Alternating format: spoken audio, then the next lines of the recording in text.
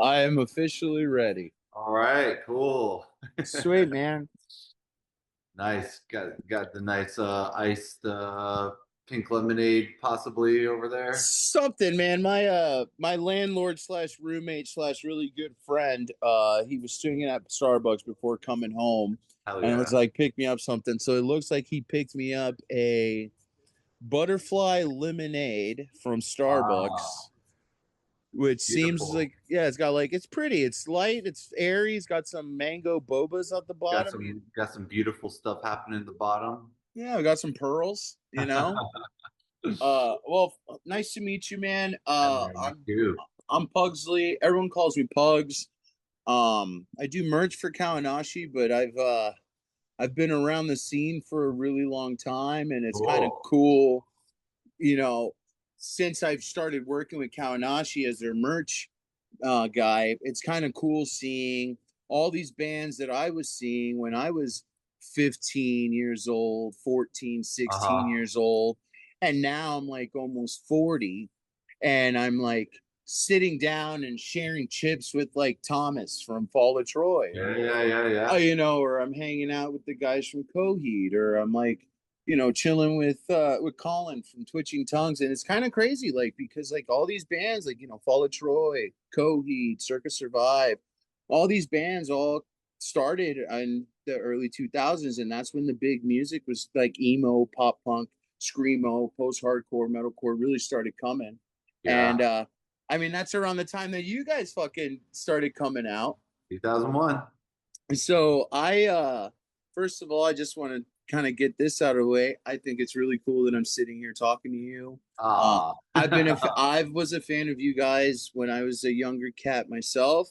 I caught you guys in Florida a couple times. The band, Cool. you guys actually played with the band that I'm trying to, I think you guys played with them before I joined them, but they're a mathcore, hardcore mathcore band from Orlando, Florida, Kissimmee. They're called Remy LeBeau.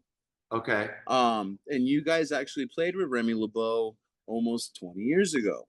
God. And Oh, I myself joined Remy LeBeau like 15 years ago, and I got to play wow. with bands like Dr. Acula, My Children, My Bride. Uh, Right. they got to play with Heavy Heavy Lolo. They got to Yeah, play yeah, with you yeah. guys. So it's kind of cool and full circle. So That's so funny. Well, venue? What was there's like Back Booth. Back Booth was a cool venue in Orlando, Oh yeah, Florida. yeah, yeah. I think I do remember Back Booth. Yeah. Yeah, Orlando Back Booth, Will's Pub over off Yeah. of There were in some good ones. Yeah, the Milk District. I I love Florida, man. I love Florida. That was the best. Island Oasis was another small venue over by the UCF area that had a lot of like, I saw Life Ruiner play there. I played a show with Life Ruiner there. Right. So that's kind of, so I've been around. So it's Oh kind of, man. Well, yeah. thank you for having me, dude. Yeah, dude, thank you for being a part of this awesome festival, man, Of and course. also welcome back. Yeah. I After mean, being on a hiatus and now little. signed to Equal Vision Records. It's been quite the roller coaster. That's for sure. I'm just sort of feeling like this is a just a kind of trippy hallucination dream of just I'm just like, wait, did I have I been playing in this band for 2.5 decades? Is that real? Is this like all still real? It's weird. It's I very I crazy. I bet I know that you guys were off, like what, 10, almost about 10 or 12 years, like We took off 7 years. 7 years. Six, maybe 6 years actually, yeah. Because we officially like disbanded 2010 basically, Right. and then So 2016 we got back together. This so is the best. Oh yeah, this is good. This is This is Chulita. Chulita. We call her Chewy for short. I mean, this is what she should be doing. This is like this makes much more sense now. Dude, so, I agree. Yeah, so the disbandment happened in 2010, a year after what the Worse Than Above. That was the last album you guys released, right? Yeah, Worse Than Alone. Yes, that was the Worse last Than Alone. album, 2000, 9. 2009. Yes. 2009, you break up, you guys separate for 6 years, hiatus kind of thing. You come back, you get signed to, you now signed to Equal Vision Records. Well, first we got back, and our old manager Wayne, he moved over to Fly South Music, and he was like, "Hey, I'd love to put out the next album." So we actually signed to his record label called Overlord Records, which was a Awesome. division of Fly South, who has like Day to Remember and all those kinds of bands. So we moved over there, and we get back together. The whole sort of purpose of us getting back together was to put out an album, and we just kept touring and touring. And I'm like, guys, we need to put out music already. And so we did almost like 3 years of just shows, and we're like, enough. We got to put out an album already. And then we put it out 2019, and then pandemic happens. So Yep, of it course. was it was not the best timing. It was not the best timing. But then we got signed to Eagle Vision. Fast forward a couple of years, and then here we are. So that's the 2019 release you're talking is Wild Wild Gods. Gods. Wild Correct. Gods. Yep.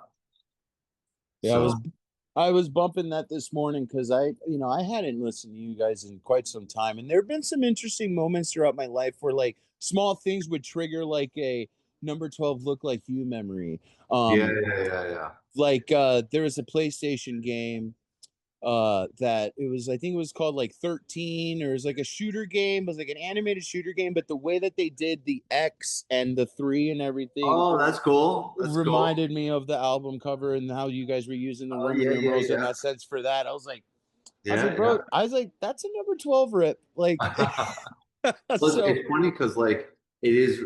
We've just been around for so long that it's like we don't like. That's exactly it. It'll trigger certain memories. Like we know we're that band now. We know we're the band from 2001. So we know someone might have like hear a certain thing or remember a certain time, and it's like, oh, I remember number 12. It's like we know that it's a nostalgia thing. yeah, So of course.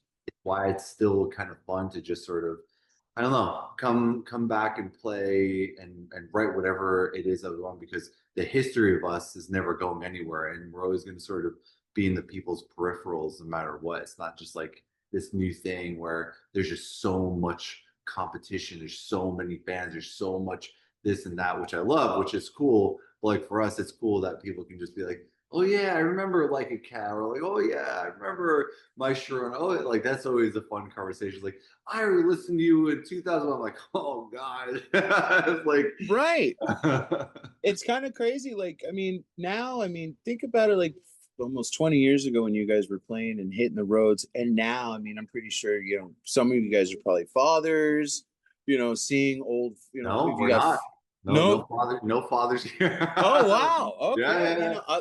Well then, damn, that's kind of awesome. I don't have kids either myself. So, I know what that's like. So, I was thinking like, touring with a bunch of these, what about touring with these bands that you've toured with back in the day when you guys were younger, to Mhm. now being on the road with some of these guys again, 20 Yeah. years later, you know, Yeah, I think it's just like for me, it's just exciting because like there's still a good handful of people who just are just like, oh man, you guys really were part of my, and they sort of like, whether it was childhood or teens time or whatever it was. To me, that's just so special, because I don't know. I feel like I do that with bands I looked up to. So to be able to, go to some of these, play some of these shows with bands who are like, who are they're opening for us, and it's like, oh man, I remember listening to you guys in high school when this album came out. Like now we're playing. I'm like, this is awesome. Like I love that we're yeah. playing together. It's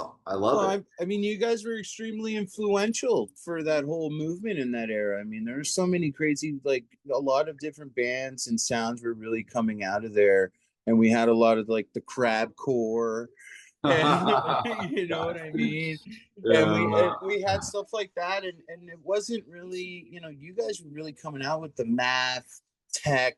that fast prog, aggressive screamo, hardcore, really just brutalizing the scene. I mean, where a lot of the times, a lot of that was being dominated by the grindcore scene, like the Locust and Anal Cunt and Mhm. Cannibal Corpse and things like Yeah, that. And then you guys come out in 01, 02, 03, coming out of Jersey. A lot of good bands are starting to come out of that whole scene. We're starting yeah. to get some stuff. So you guys influenced a lot of the bands that we're listening to nowadays, like why we're even here to begin with, essentially. Kaonashi is a wonderful band to compare some of the sounds that you guys have that took some I influence from you guys. appreciate it, man. I Yeah. love it. So have you now I mean have you are you guys familiar with Kaonashi obviously like I feel like the first moment we had was Dan from Equal Vision. And I feel like he had told me when they first signed, he's like, I think you would really dig this band. And that was pretty much it because I was always a big Equal Vision fan forever since a teenager, right since the early days of Saves the Day and Fair Weather and all that stuff. So like I've always been a fan. And and then I met Dan from Equal Vision when we were on tour with Fall of Troy, I believe like 2006, 2007, and they brought us to EVR because they had just put out Doppelganger. And so you guys want yeah to come to Equal Vision? And I'm like, whoa, that's like my favorite label ever. Fuck yeah. So I met Dan back then. I just remember being like, oh, dude, oh man, wow, one day we gotta like do something together. And then fast forward, we never put out anything together, but we just stayed as friends. And I started doing music videos for him and some of the other bands on Equal Vision. So we kickstarted our relationship again, like maybe 2000, maybe 18 or some 17. So yeah, we started talking. He's like, "Hey, check out this band Kaonashi. I feel like this would be right up the number 12 alley." I was like, "Dude, this is fucking rad, man!" And they were sort of just always in the peripherals from that point on. That was when I got first introduced to them. And then eventually he was like, "Hey, you want to do a music video for him?" I'm like, "If I can do my thing, yes." And he's like, "I think you can do your thing." And then that's when I had collaborated with them, and then we did the video. And man, that was such a fun. That was such a fun everything. That was so fun. Was what video was it for? Was it moving pictures? Oh God, I always forget the title. Hold on. We're gonna we're gonna pause. Care she Jesse. I have to like literally Google it. An evening of moving pictures. Yeah, moving pictures. That Yep, was you? that was me. Good job. It's a very popular song, very popular video as well. Yep, It is a I very loved cool it. video. I mean, I really just took like their storyline. It was really them. Like that was all them, and then it was just sort of putting my own sort of goggles on it to be like, okay, that's the story. Let's see how we see it now. Um, and yeah, I love those guys, and yeah, Yeah, yeah, that's awesome, man. And now we're bringing all of this to Neverhome. You're part of this awesome music festival, 3 day fest, exclusive. It's awesome. I last year was actually my first time doing and being a part of it, and I got to tell you, it is one hell of an experience. Seeing all these different types of bands and meeting new music and artists and bands that I'm not even familiar with. There's so many yeah, awesome bands coming from the younger youth that spawned from the bands that I love that it's so many to keep up with that having moments like these and events like these really means something to bring them all together. So like in that situation, what are you looking forward to most as, the number as number 12 pulling up to this event? And as what are you guys looking forward to bringing to the Kawanashi fans who may know you or who may not know you? What can they experience or expect? you know, it's so hard because like I really live my life in a very specific kind of way these days. As I've been doing this longer and longer, and it's not like I'm just starting being in a band and just sort of discovering all these new things. And I feel like I've went through the gauntlet of the highest of the highs and the lowest of the lows.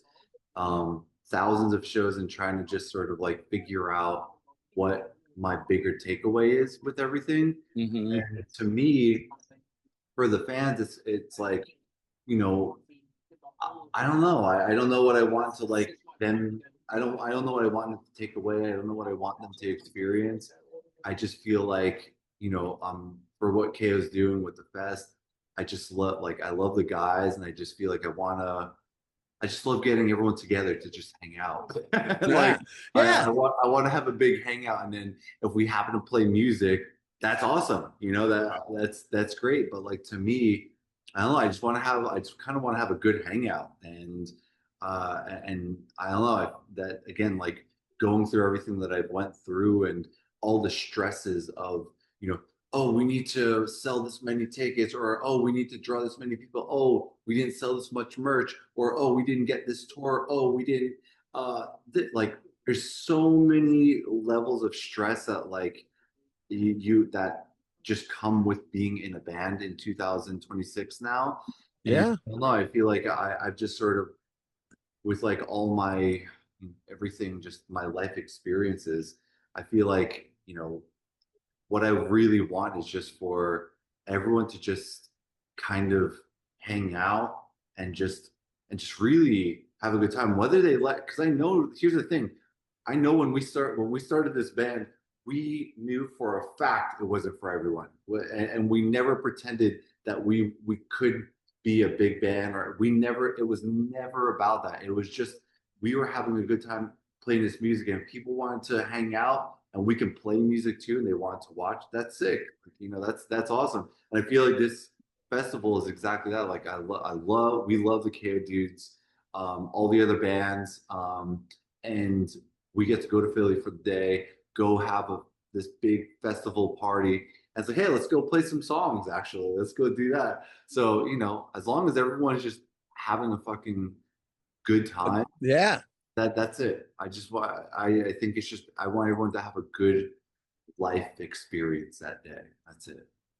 I think you said it right. A good life experience, and that's true. I mean, that's definitely what it is. It's definitely an experience. And I also love that you said, when you guys started this band over 20 years ago, you knew it wasn't going to be for everybody. But it was just for you guys. It was meant to just be to have fun, play music, bring your friends together, and all that. And that's kind of like the stigma and the image of Kaonashi as well. Like, Yep. it's not for everybody, and you just got to find that right pocket when you hear the song that makes the hair stick up on your arms, makes you feel something through your body, Yeah. and you haven't even finished the whole song, you're hooked. Mm-hmm. And it was meant for you, and that's a nice feeling. And they're a band that a lot of people will always be like, they rag and they like it, but hey man, They're it fun. yeah, you'll find your niche one day, and if it's not for you, it's not for you, but you're missing out on the good hangs and Mm-hmm. the awesome good times and the memories. Also, just a good show. Yeah, no, great show. They put on a great show, and it's like, sure, it might not be for everybody, same as us. Like it might not. It just that's just a reality. But like you can't deny, even if you didn't know any of their music, and you come and watch it just completely, just as a spectator, you're gonna be like, "That is pretty fucking wild." Yeah, That's it. absolutely. I think that's like what I hope that this festival is not just for the people who are already fans of everything, but they maybe bring another friend.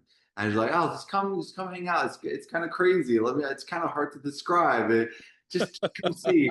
To me, that's what life is, right? We Yeah. want to have experiences and we want to have stories that we tell other people. Like, man, I saw this. These people are going kind of weird and crazy, but it was kind of wild. I liked it. So like, that's what it is. That's what it's Oh about. yeah. I man, when was I love that's a great answer. Thank you for sharing that with me. When was the last time you played Philly? I mean, were you what's your favorite part about playing Philly, honestly? We just played Philly with Foxy Shazam last year. That was the last time we played there. The what's the Arts Underground? Underground Arts? Oh. what probably one of the best venues in the country. Like, Yes, no joke. It really is like it's a just vibe. it's unbelievable. Yeah, Like we it's awesome. love we love that fucking venue. I Love it. love that. Um, and man, Philly just is like memories, man. It's just like as much as people might feel nostalgia here in number 12, I get nostalgia when like I'll go to Philly because it'll remind me of the early days of playing the First Unitarian Church and just being these like children from Jersey playing the church and just like sweat because there's no ventilation, there's no windows, it's dead of summer, and Yeah, and dude, it was just like because it's like the cousin of Jersey. It's like we that was a very close major city out of state for us. So right. when we would start off in 2001, we would try to look. We're like, oh, let's go out of state. Oh my god, are we going out of state? Holy shit, we're going to Pennsylvania. But right, which is so You funny know? because it's like literally, it's just like it's an hour one way or an hour another, and I know. you're in two different states. It's just like, yo, we gotta play it. It is a feeling. I It's a I think feeling. it's a It's a feeling, feeling. dude. That's why I love it, man. It's like great, killer fucking food. Oh, like killer Dude, food. Great people. Why they're all fucking crazy. It's yeah. like you can't. You gotta love it over there. I I gotta know. I gotta ask you. I mean, are you do you eat cheesesteaks? Are you a cheesesteak eater? Okay. What do you say is the best place for a cheesesteak in Philly?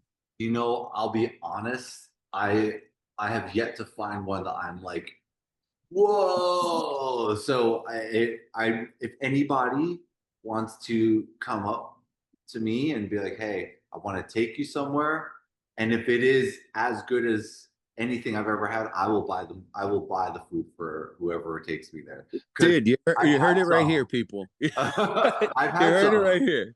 I've had some, and I'll be honest, I was like, I don't know. I could have went to the Jersey Diner for this one. So Boom. Yeah, that, when that when you hear that, um, Philly, there's a someone take diner. me, someone take me, and if it is as good as a Jersey Diner one, I will buy the meal for I everybody. love that's awesome. That's awesome. I stand by a place called Jim's. I stand by Yeah. Jim's. Peo stands by Circle and Squares. Okay. Peter has a spot I've yet to go to that he's also like dead ass, like that's the spot. For Peo, Circle and Squares, it's the bread and the extra sharp Cooper sharp cheddar. Oh, For me, ooh. it's Jim's and the cheese whiz with the sauteed onions and mushrooms. Cheese That's whiz. I love Oh, cheese whiz on a cheesesteak, dude, I man. love cheese. There's Oh, my cheese I right love that. there. That's sick. I love that. That was I me and Thomas from Fulcher. We got our matching cheese tattoos in Vegas. Bro, I love that because next time I see Thomas, I'm like, hey man, let me see that Jesse Yeah, cheese. ask him Let to see me see ask him that to see the cheese. cheese. I got a little bit. I got some extra time here. Hold on, Julie. She's being a wild one. Here's what I think. There's a couple questions that I'd love to actually ask, which I think are gonna be kind of cool. Is so we got your names, we all know, but not all of us. But how did you guys get your names? Number 12 looks like you. Do you even remember? I do remember, and oh, you know, for very many years, it was like we would kind of fuck with people, make up stories, just to, and it would just be this like almost like telephone thing, but it was within us. We'd be like, and then this happened, and then cut to the next show. It's like, but you never know when it went like this. This other thing happened, and the next show is like, but oh my god, this, and it would just become this like long running thing. And that stood for like probably a solid decade until we were just like, it's from a Twilight Zone episode. That's it. What do you want? It's a Twilight Zone. It's like our favorite TV show. Everything that it number 12 embodies is Twilight Zone. Everything. Like I mean, that's like our North Star. It is just this very kind of like other dimensional dystopian sort of world, and that's where we live, and Right. that's kind of our North Star. Yeah. Yeah, I was reading. I was like, I've always wondered, and I was like, man, a Twilight episode. I haven't even seen that Twilight Zone episode, and I love me some good Twilight Zone. It's a great I episode. haven't seen that one. You should see it. It's one of the old black and white ones, but it's really, again, it's more about just uh, the imagination of it all, and the sort of unsettling, like uncomfortable feeling you always get with these Yeah, stories that just free. You're like, oh, I can pick a in the future. I can pick a number to look like. I want to. It's just it's just I'm obsessed with it. And then come along Black Mirror, who kind of yeah. is the more like parallel street to Twilight Zone. It's just those to me is like that's my favorite narrative. Everything that's everything to me. Right. Then you had like the new Twilight Zone, which was done I by thought that was by great by Keel. Yeah, Jordan Peele. yeah, Yep. Jordan Peele I thought he did a great job with those. crushed it. I really enjoyed it. I don't know how it went over, but I don't really care. It's kind of like those old Twilight. I like those old Twilight Zone feeling movies and videos because and episodes, it did like you said left a crazy feeling in your stomach, very similar to Eraserhead Yeah, yeah, yeah. and David watching Lynch's Twin all Peaks his and stuff. all that David Lynch era and Yeah, stuff. I You love that know, stuff. I love David Lynch's thing is just to be not everything that is created has to be explained, and that's what he just lives by. And I just think yep, it's just so great because it's true. We live in a world where you put something up and then you have to explain everything behind it. Like what happened to the days of putting something up and just letting it become mysterious and you just draw your own conclusions. I don't right.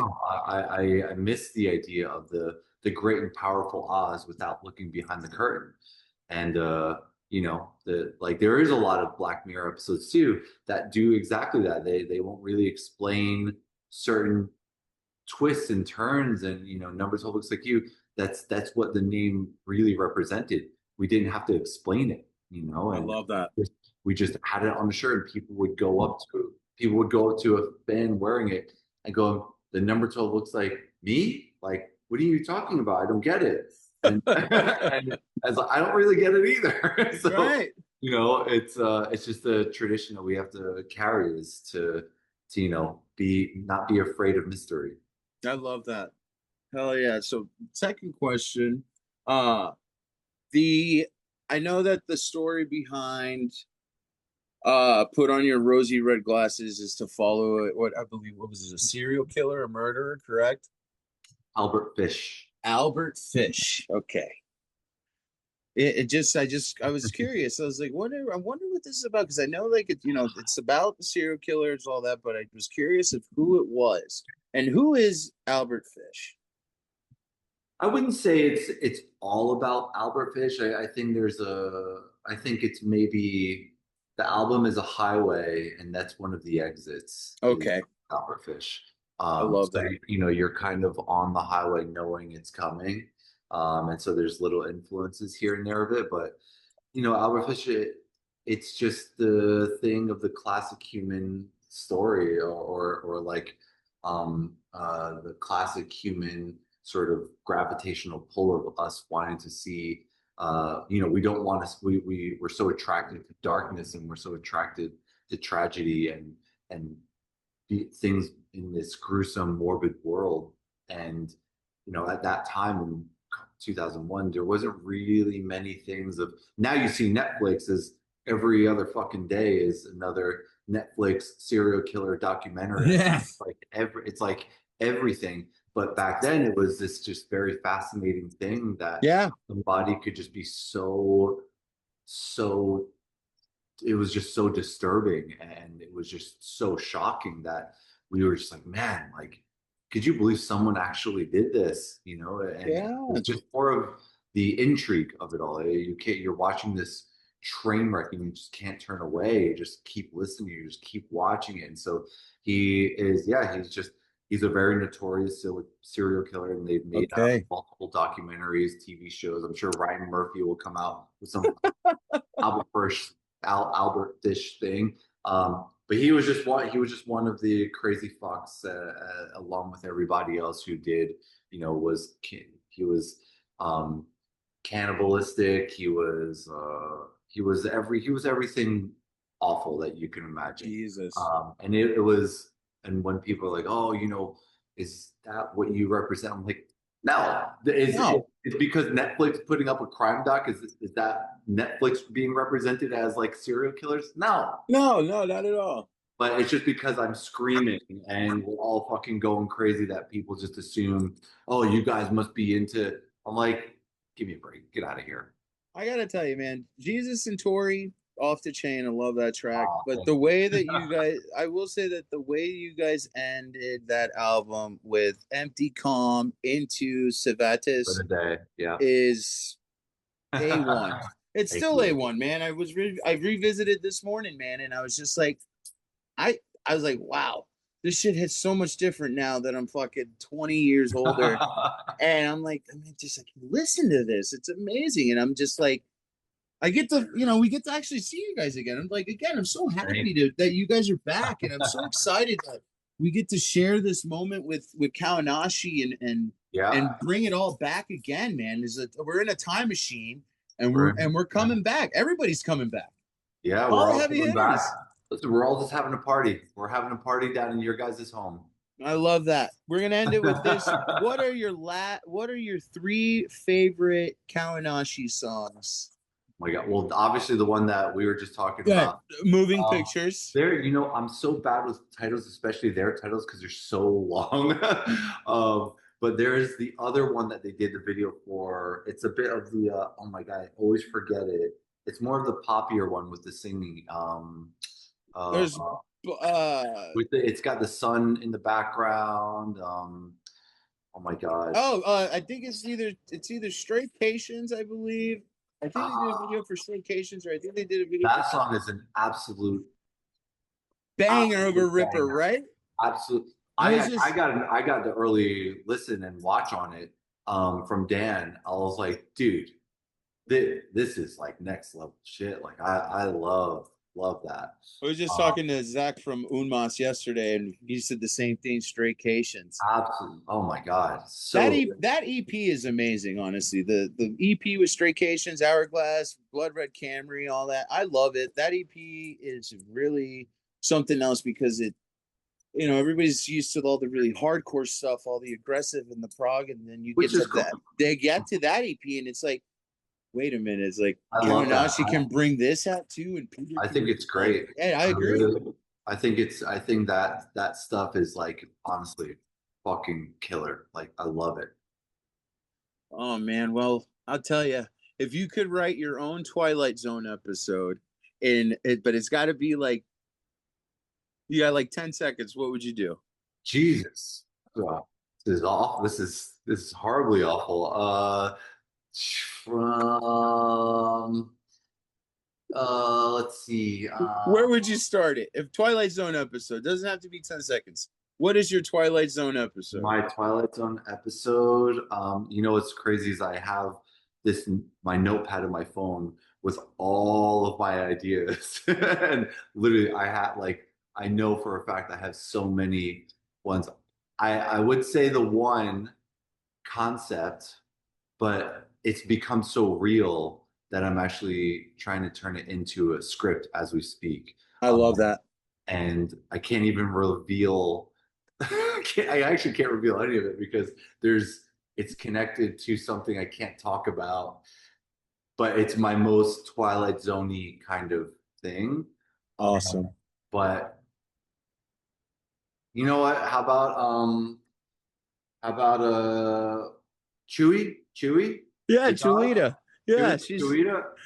Listen, I would love it to where Chewy has 24 hours as with a human voice, and they are just trying to tell you, or no, 24 minutes with a human voice, and they have she has the knowledge of the meaning of life, but you have to feed her steak from Outback. So you have to rush to Outback to get the steak, and you have to get the meaning of life from Chewie before she loses the human voice. And if you can't make it to Outback and she has to eat before she reveals that, you'll never know the purpose of living. Holy shit. There you go. Here at the Twilight Zone. That's it. Well, man, I gotta tell you, we're looking forward to Never Home. August 20th is day 1. I believe you guys are on day 2. Woo woo. August 21st, day 2. I believe it is at Underground Arts, your favorite venue. The best venue in all of Pennsylvania. That's right. I'm really excited, man. If there's anything, one last thing, you say whatever you want to the Kaonashi fans, to the guys at Kaonashi.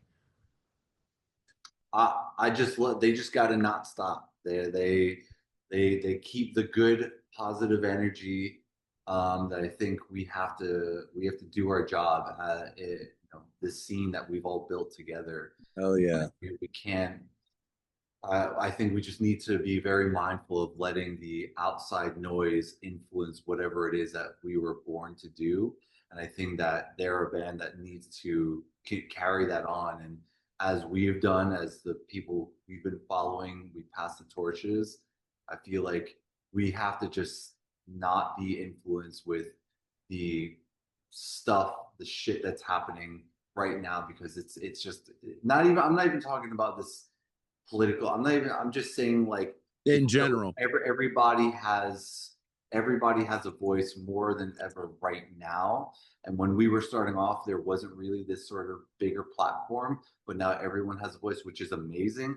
But I also feel like those voices can have a big negative effect and have a very serious detrimental effect on people and writers and artists. And I would just say for the KO guys and anybody, it's just like, don't, like, I just feel like this scene is so it's so small. It's like we don't need pieces of shits to sort of to ruin it for everybody. It's like we're all just trying to get by and just trying to have a good time, and we're not. No one's becoming filthy rich and becoming the biggest thing. It's just like we have to really. If we want to be in the scene, we should support each other. We can't we don't have this billions of people platform where it's like, oh, we're all thriving, we're all living big lives. Like we're all struggling to live. It's hard to live, So like this scene here has been my home since I can remember being a child. And so it's like we have to carry on the party. We have to feel good, and we gotta do our thing. And that's it. Just don't be a piece of shit. That's it. Don't be a piece of shit.